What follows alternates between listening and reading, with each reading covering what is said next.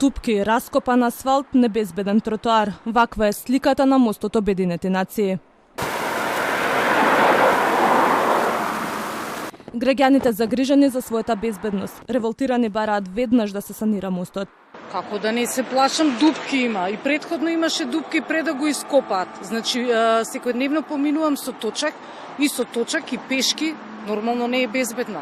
Секој момент мислиш дека ќе пропаднеш или со точак или со пешки со нога нешто.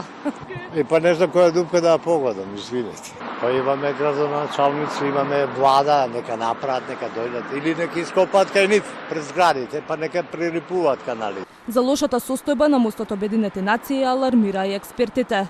Пред 3 месеци професорот Горан Марковски како една од опциите за решение на мостот Обединети нации го наведе како што рече инженерскиот предизвик да се изгради нов мост кај Скопско влае.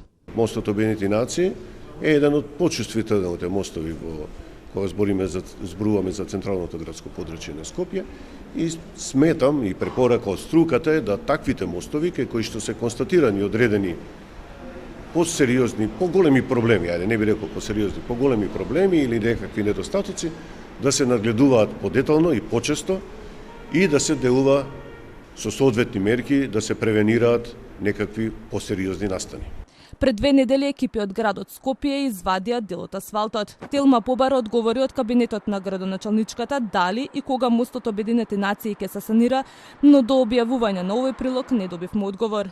Телма дознава дека утре мостот Обединети нации во делот од Ѓорче Петров концентар ќе биде целосно затворен за да се санира.